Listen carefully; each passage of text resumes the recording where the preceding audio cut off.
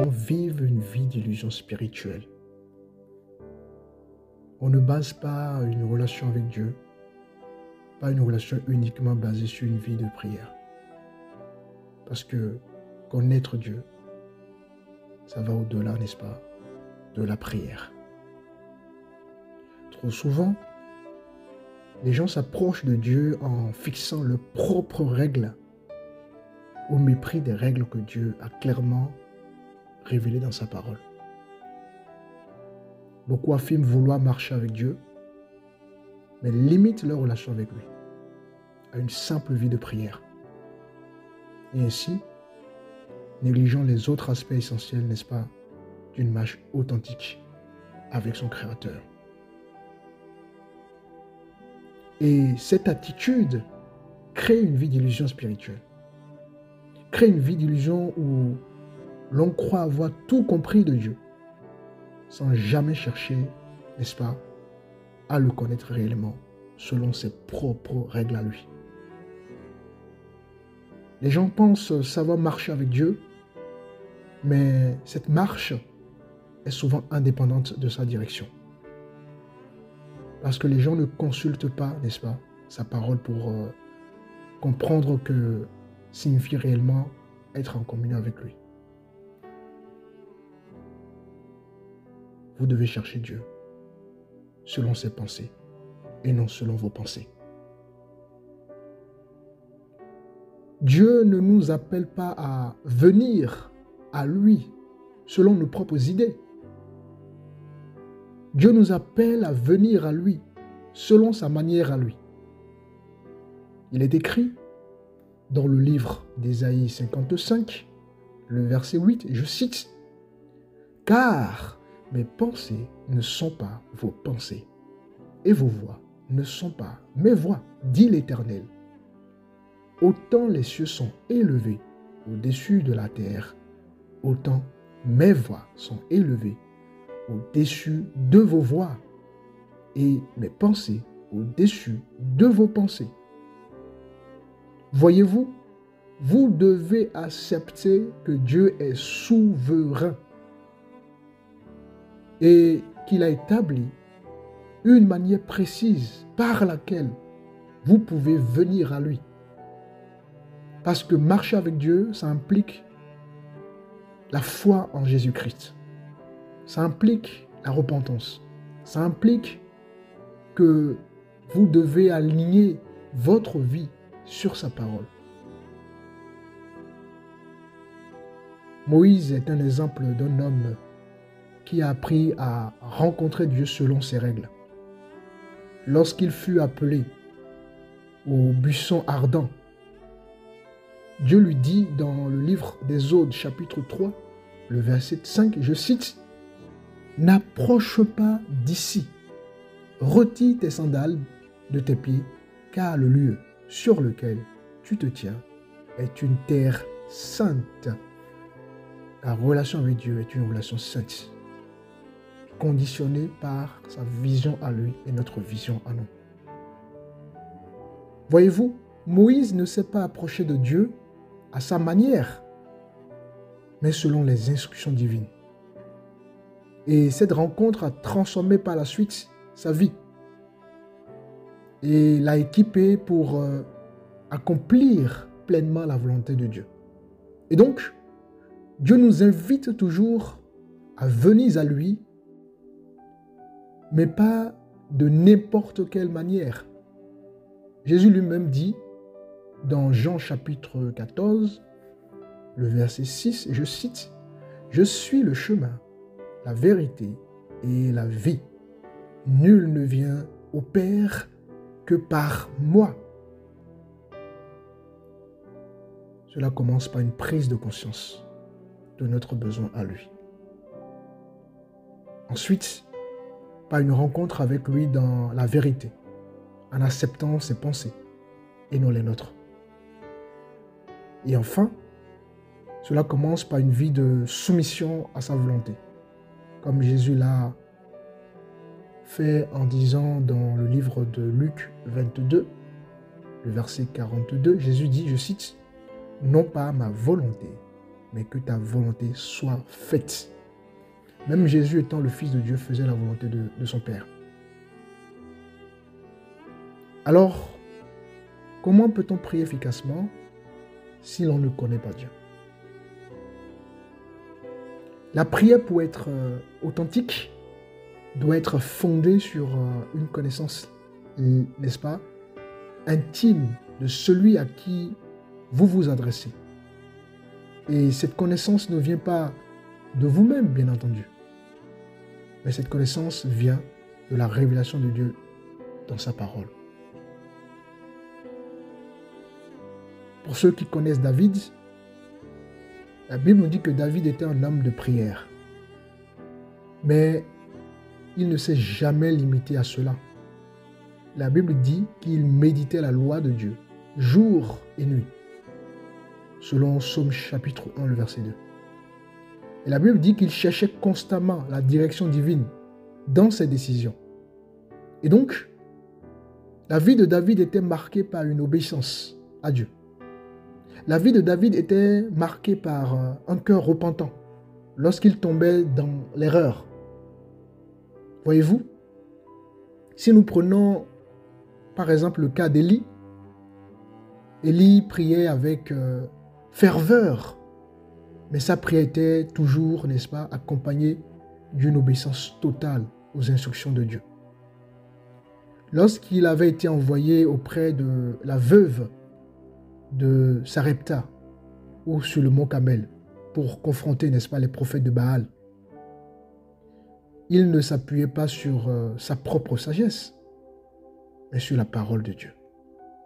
Il suivait les instructions de Dieu. C'est ça une vie, c'est ça une relation avec Dieu. Et si nous prenons Jésus qui est l'exemple parfait, l'exemple par excellence de la marche avec Dieu, lui aussi priait fréquemment. Vous pouvez le voir dans Marc chapitre 1, le verset 37, ou même dans tout le parcours de Jésus. Jésus priait fréquemment. Mais il vivait aussi une vie d'obéissance totale à la volonté du Père. Il dira, dans Jean chapitre 4, le verset 34, je cite, « Ma nourriture est de faire la volonté de celui qui m'a envoyé. » Et donc, certains préfèrent vivre une foi solitaire, prétendant entretenir une relation directe avec Dieu, sans reconnaître l'importance de l'Église, sans reconnaître l'importance de la communion fraternelle, sans reconnaître l'importance d'une autorité spirituelle pour l'accompagnement, sans reconnaître l'étude de la parole de Dieu, etc., etc. Pourtant, l'Écriture est claire. Lorsque nous prenons le livre de Actes, chapitre 2, le verset 2, qui nous parle de l'Église primitive, les débuts de l'Église, la Bible dit ceci, je cite, « Ceux qui acceptaient la parole de Dieu furent baptisés.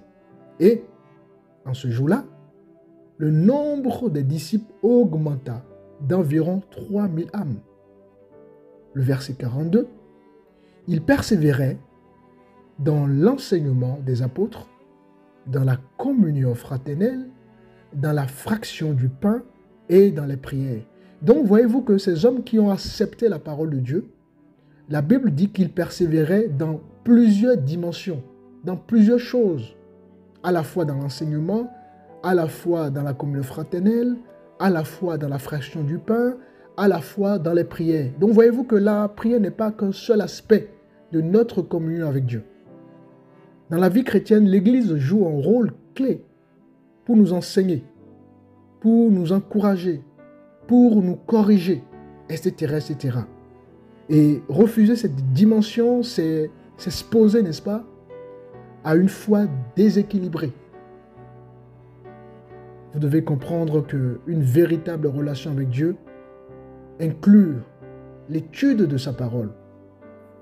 C'est par la Bible que vous découvrez le caractère de Dieu. C'est par la Bible que vous allez découvrir sa volonté, etc., etc.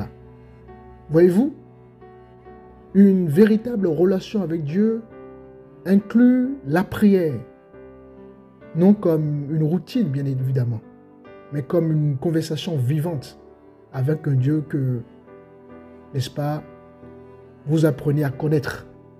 Une véritable relation avec Dieu inclut l'obéissance. Et la foi sans les œuvres est morte, nous dit Jacques chapitre 2, le verset 17. Et donc, une vie de prière sans obéissance est une illusion. On ne peut pas avoir une vie de prière et il n'y a pas d'obéissance qui suit. Donc vous voyez que tout a un lien. Une véritable relation avec Dieu inclut la communion avec les autres croyants. Nous sommes le corps de Christ, appelés, n'est-ce pas, à marcher ensemble. Voilà les règles que Dieu a établies pour une communion authentique et véritable avec lui. Dieu désire que vous le connaissiez profondément, pas seulement par la prière, mais par une vie entière soumise à sa volonté. Et ceux qui limitent leur relation à un seul aspect n'est-ce pas, un seul aspect prive, n'est-ce pas, de la plénitude de la communion avec Dieu. Soyez comme David, ou comme Élie, ou comme Jésus, cherchant Dieu dans toutes les dimensions de votre vie. Il est écrit dans le livre de Marc chapitre 12, le verset 30, « Tu aimeras le Seigneur, ton Dieu, de tout ton cœur, de toute ton âme, de toute ta pensée et de toute ta force. » Prenez un moment aujourd'hui, bien-aimés, pour réfléchir. Suis-je en train de chercher Dieu selon mes propres idées ou selon sa vérité? Reconnaissez votre besoin de lui. Et je vous invite à abandonner vos conceptions humaines et venez à lui avec un cœur humble, prêt à recevoir tout ce qu'il a préparé pour vous. Alors que ce message vous pousse à vous arrêter, à méditer et à aller à la rencontre, n'est-ce pas, du Dieu vivant. Non comme vous le pensez, mais comme lui le désire. Approchez-vous de Dieu et il s'approchera de vous. Nous prions. Seigneur, merci pour ta semence ce matin. Je te prie de bénir ces hommes et ces femmes qui reçoivent cette parole ce matin. Seigneur, montre-leur que tu existes et qu'avec toi, l'on peut avoir une relation authentique et véritable. Seigneur, il n'y a que toi qui peux convaincre les uns et les autres. Bénis ces hommes et que leur vie soit changée selon ta direction, selon ta vision, dans le nom puissant de Jésus. Que la paix du Seigneur soit avec vous. À très bientôt.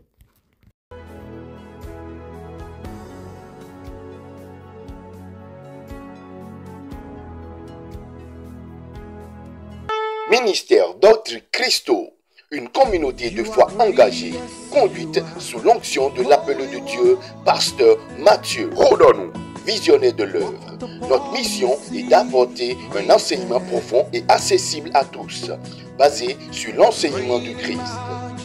Au cœur du ministère se trouve une vision claire, éclairer les esprits et nourrir les âmes à travers l'enseignement de la parole de Dieu.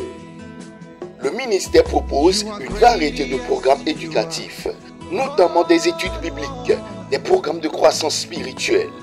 Que vous soyez frères ou sœurs de la communauté d'Autres Christo ou simplement en quête de nos communautés chrétiennes, nous vous invitons chaleureusement à participer à nos différentes réunions. C'est l'occasion idéale de se rassembler dans la prière, le partage et l'adoration.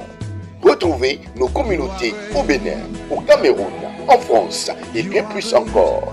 Nos programmes ont lieu tous les lundis, au temps de prière, tous les mercredis, un enseignement biblique via le centre de formation biblique d'Autres Christo. Tous les vendredis, un moment de prière et de partage.